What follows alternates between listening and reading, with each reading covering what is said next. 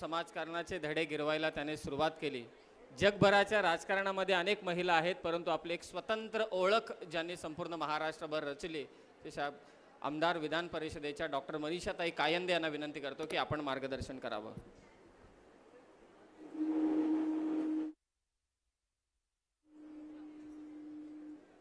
अखंड हिंदुस्थानचा आराध्य दैवत छत्रपती शिवराय, भारतरत्न डॉक्टर बाबासाहेब आंबेडकर, सावित्रीबाई फुले या सर्वांना अभिवादन करते।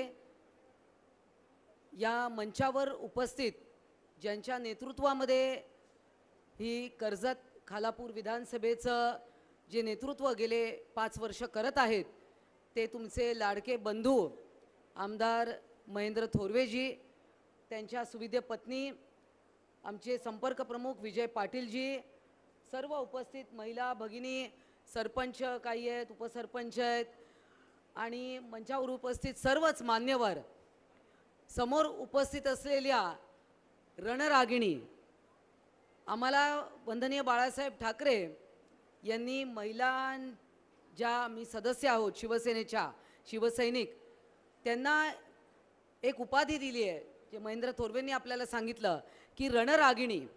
रणरागिणी म्हणजे काय? जी रणांगण गाजवणारी।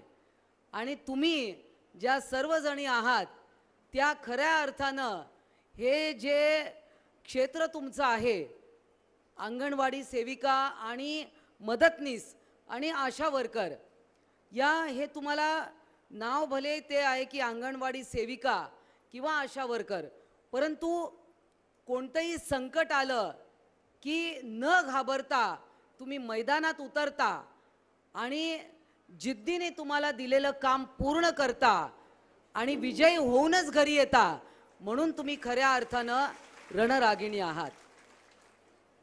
कोरोनाचं एवढं मोठं संकट होतं, प्रत्येक जण घाबरलेला होता, डॉक्टर्स, नर्सेस, टेक्निशियन्स, हे पहिले तर कळलंच नाही जगाला हे काय आहे, हा कुठला जंतू आहे। लोक एकमेकांशी बोलायला घाबरत होते, स्पर्श करायला घाबरत होते। घरात एखाद्याला कोरोना झाला किंवा हॉस्पिटलमध्ये जी तारांबळ उडायची, ऑक्सिजन मिळत नाही, रेमडेसिवीर मिळत नाही, आणि अशा वेळी तुम्ही जीवाची बाजी लावून तुम्ही सगळ्यांना मदत केलीत। अन्नधान्य घरोघरी पोचवलं, जे रेशन येत होतं ते घरी पोचवायचं काम शिक्षक करत होते, तुम्ही करत होतात। त्यानंतर घरोघरी जाऊन नंतर सगळ्यांना कळलं ऑक्सिजन तपासायचं, पल्स तपासायची, हे तुम्ही सगळं केलं। आठवतं ना तुम्हाला? तुम्हीच सगळ्या घरोघरी जात होतात। काही काही वेळा आपण जे केलेलं काम असतं आपल्यालाच लक्षात राहत नाही की आपण काय काय केलं, आणि त्याची आठवण मी तुम्हाला आज करून देते। ते छोटे छोटे मशीन येत होते, बरोबर, बोटाला लावलं की कळत होतं ऑक्सिजन कॉन्सन्ट्रेशन किती आहे, पल्स किती आहे। सगळे दवाखाने बंद होते, प्रायव्हेट डॉक्टर सगळे, पहिला महिनाभर तर सगळंच बंद होतं। नंतर हळूहळू शासकीय यंत्रणा पुढे पुढे आली, नंतर डॉक्टरांचे दरवाजे उघडले, नंतर हॉस्पिटल सगळं झालं, आणि यानंतर आपले महाराष्ट्राचे मुख्यमंत्री आदरणीय एकनाथजी शिंदे यांना 2 वेळा का 3 वेळा कोरोना झाला, आणि अशा परिस्थितीत सुद्धा ते त्या ज्युपिटर हॉस्पिटलमध्ये बसून, त्यावेळेला ते नगरविकास मंत्री होते, आणि तिथून देखील ते रेमडेसिवीर पुरवण्याचं काम करत होते, ऑक्सिजन सिलेंडर पुरवण्याचं काम करत होते। आपण धर्मवीर 2 सिनेमा पाहिला का? इथे झाला की दाखवला? धर्मवीर 2 हा जो सिनेमा, धर्मवीर 2, यामध्ये कोणी कोणी पाहिला? जरा हात वर करा, पाहिला की नाही? अजून दाखवायचा आहे महेंद्र शेठ तुम्हाला, तो आता ही पण इच्छा पूर्ण करावी लागेल महिलांची। आणि त्यामध्ये की ऑक्सिजन सिलेंडर कमी पडत असताना त्यावेळचे नगरविकास मंत्री, आत्ताचे मुख्यमंत्री यांनी एका हॉस्पिटलला ऑक्सिजन पुरवण्यासाठी काय काय केलं हे आपल्याला त्या सिनेमात दाखवलेलं आहे। त्यामुळे तुम्ही सर्वांनी जे अभूतपूर्व कार्य केलेलं आहे, या अभूतपूर्व कार्यासाठी आज तुमचा या ठिकाणी सन्मान करण्यात आलेला आहे। नवदुर्गा म्हणून नवरात्रीचं पर्व सुरू आहे आणि आपल्या भारतात, आपल्या महाराष्ट्रात विविध देवी आहेत, असंख्य मंदिरं आहेत. या सगळ्या तर मंदिरात आहेत, त्यांना आपण जाऊन त्यांचं पूजन करतो, 9 दिवस त्यांची आराधना करतो, त्यांची आरती करतो. परंतु घराघरातल्या देवी तुम्ही आहात. घराघरातल्या दुर्गेश्वरी, घराघरातली महालक्ष्मी, घराघरातली काली माता, घराघरातली दुर्गा ही तुम्ही आहात. याची आठवण मी तुम्हाला करून देते आहे. एक छोटीशी गोष्ट तुम्हाला सगळ्यांना मी सांगणार आहे. आपल्याला माहिती आहे, आता तुमचे सगळ्यांचे मुलं देखील शाळेत जातात.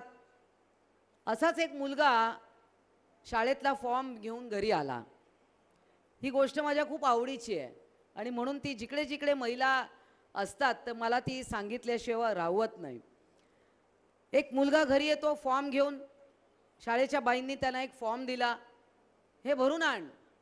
घरी येतो मुलगा, वडिलांचं नाव लिहितो, आईचं नाव लिहितो, वडील काय करतात, बँकेत आहेत ते लिहितो, वडिलांचा हुद्दा काय ते लिहितो. मग वडिलांचा पगार, आईला विचारतो वडिलांचा पगार काय, ती सांगते बाबा लिही एवढा पगार. तिलाही माहीत नसतं. काही वेळा बायकांनाही माहीत नसतं ना पगार किती आहे, सांगत नाहीत. काही काही वेळा लोक वेगळंच काहीतरी सांगतात. परंतु तिने, आईने सांगितलं हा वडिलांचा पगार आहे, सगळी माहिती लिहिली. त्यानंतर एक ओळ असते तिकडे, आई काय करते, आईचं हुद्दा काय, आई काय काम करते, असं तो तिला विचारतो आईला. तेवढ्यात वडील तिकडे आलेले असतात, घरी बसतात, पाणी बिणी पितात. आता आई काही म्हणतच नाही, कारण आई कुठेही जाऊन नोकरी करत नाही. मग काय लिहिणार असा त्याला प्रश्न पडतो. म्हणून तो वडिलांना विचारतो की आईच्या नावासमोर काय लिहू, आई काय करते. तर वडील काय सांगतात, मार आडवी रेग डॅश. आपण करतो ना, आता तुम्ही सगळ्याजणी फॉर्म भरता, बरोबर, तुम्ही पेशंटचे फॉर्म भरता, मुलांचे फॉर्म भरता. तर ज्याचं उत्तर आपल्याला माहिती नाही त्याला काय म्हणतात, मार आडवी रेग असं वडील सांगतात. त्यामुळे ती आई ऐकत असते, पोळ्या लाटत असते घरी. त्यावेळा तिला फार राग येतो की माझ्या नावासमोर आडवी रेग. ती विचार करते, मी सकाळी 5:30 वाजता उठते, चहा नाश्ता जेवण, मुलांचे डबे, नवऱ्याचा डबा भरते, हे सगळं मी करते. त्यानंतर दुपारच्या स्वयंपाक, त्यानंतर शाळेची मीटिंग अटेंड करते, रेशन ऑफिसला जाते, लाईट बिल भरते, बरीचशी कामं तुम्ही करता, बरोबर की नाही. आता तुम्ही इकडे अंगणवाडी सेविका आहात, तुम्ही आशा वर्कर आहात, पण तुमच्या घरचे गृहिणी देखील तुम्हीच आहात ना. हे सगळे कामं तुम्ही करता की नाही. मुलांच्या शाळेत जाणं, शाळेची पालकांची बैठक अटेंड करणं, त्याच्यानंतर लाईट बिल भरणं, कधी बल्ब गेला घरातला, कधी घरातला बल्ब गेला तर तो बल्ब देखील तुम्ही बदली करता. बघा आता असंख्य अडथळे आपल्याला पार करावे लागतात. तर आधी ती आई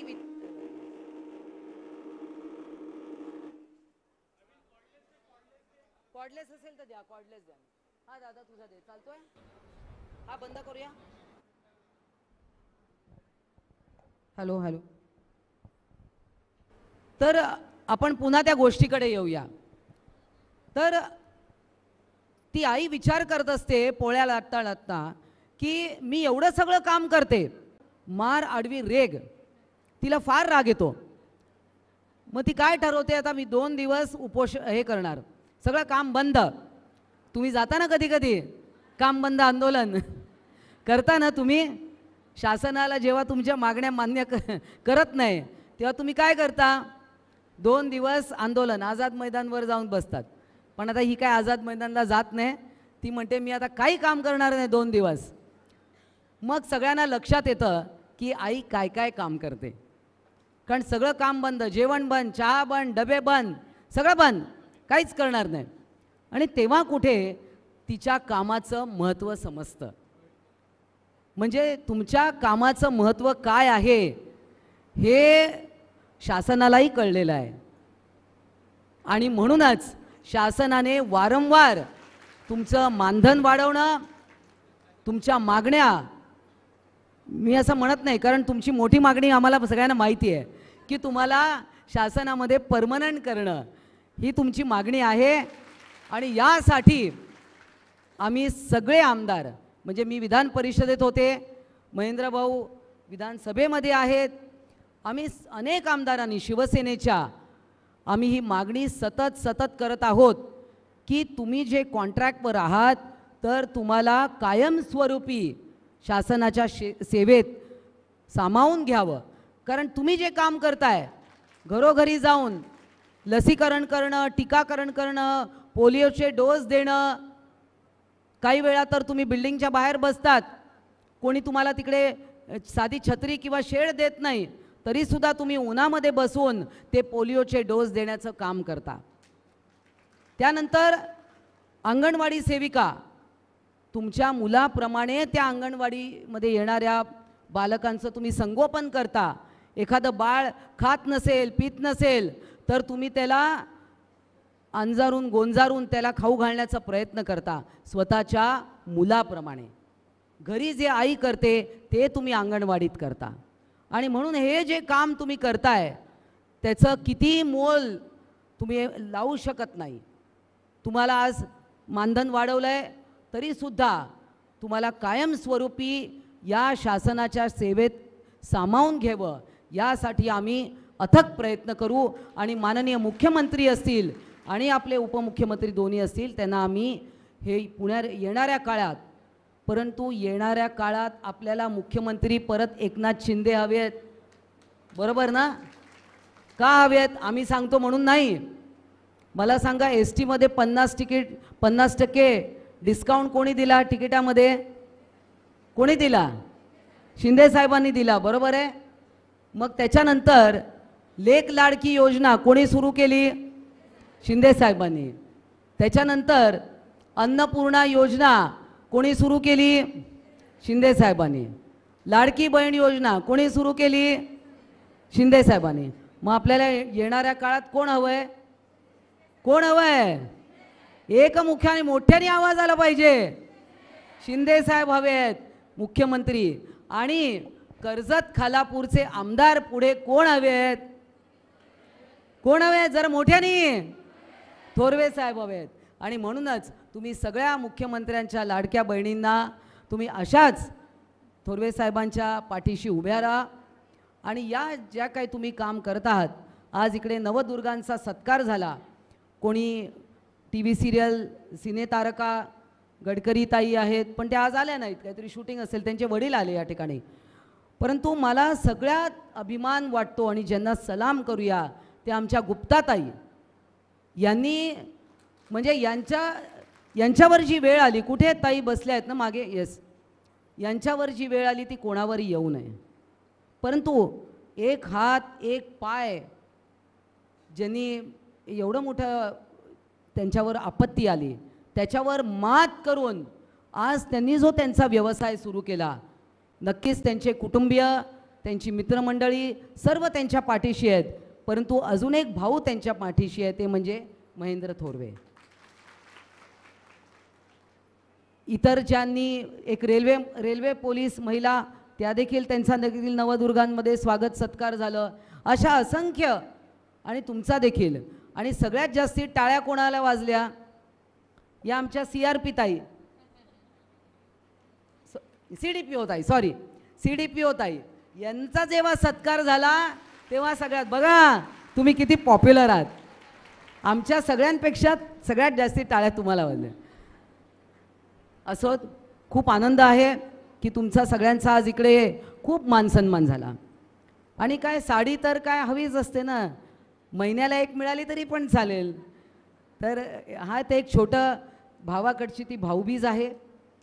परंतु ही लेक लाडकी योजना, ही योजना, अशी योजना कधीही महाराष्ट्रात आली नाही, यापूर्वी कधी आली नाही. परंतु माननीय मुख्यमंत्री एकनाथजी शिंदे यांनी ही योजना आणली. आणि या योजनेला किती लोकांनी विरोध केला? भरपूर. काँग्रेसवाले तर रोज उठून विरोध करतात, रोज कोर्टात जातात. जसं शिंदे साहेबांबद्दल काय म्हणाले? 1 महिन्यामध्ये मुख्यमंत्री बदलणार, 1 महिन्यामध्ये सरकार पडणार. मग 2 महिने झाले, परत म्हणाले सरकार पडणार. 3 महिने झाले, परत म्हणाले सरकार पडणार. एकनाथ शिंदे राजीनामा देणार, घरी निघून जाणार ठाण्याला. 6 महिने झाले, मग हळूहळू वर्ष झालं, तरी हे लोक तेच बोलत होते, मुख्यमंत्री बदलणार बदलणार बदलणार. किती वर्ष झाले? 2.5 वर्ष झाले. तसंच या लाडक्या बहीण योजनेबद्दल काय म्हणाले? 1च महिना देणार, 1,500 दिल्या पहिला की गुंडाळून ठेवणार, बरोबर. मग म्हणाले काय की फसवी योजना आहे, खोटी आहे, या महिलांना तुम्ही लाचखोर बनवताय. महिलांना लाचखोर म्हणाले. महिला म्हणे की हे भीक देताय महिलांना. काय काय बोलले नाहीत. त्यानंतर एक जण कोर्टात गेला, कोर्टाने पण त्याला झापला आणि परत घरी पाठवला की ही योजना आता किती मिळाले? 4,500 मिळाले, बरोबर. आणि हे कोणामुळे मिळाले? शिंदे साहेबांमुळे तर मिळालेच, परंतु तुम्ही सगळ्या जणी आज या कर्जत खालापूर या तालुक्यामध्ये 53,000 ह्या ज्या भगिनी, लाडक्या भगिनींना जो आज हे मिळालंय, हे केवळ आणि केवळ तुमच्यामुळे मिळालं आहे. कारण तुम्ही त्यांचे फॉर्म भरलेत, तुम्ही जिद्दीने ते काम पूर्ण केलं, सरकारने दिलेलं. आणि सतत तुमचे बंधू महेंद्रजी थोरवे तुमच्यासोबत होते, म्हणून हे सगळं शिवधनुष्य तुम्ही उचललं. आणि याबद्दल खरोखरच तुमचं करावं तितकं कौतुक कमी आहे. याचबरोबर मला या ठिकाणी बोलवलं आणि हा सगळा या महिलांचा सत्कार करण्याचा माझ्या हातून योग आला, त्याबद्दल मी तुमचे मनापासून आभार मानते. धन्यवाद. जय हिंद, जय महाराष्ट्र.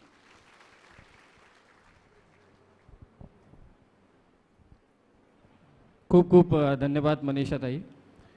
सर्वात महत्त्वाचं म्हणजे की आज अंगणवाडी सेविका, त्यांच्या मदतनीस आणि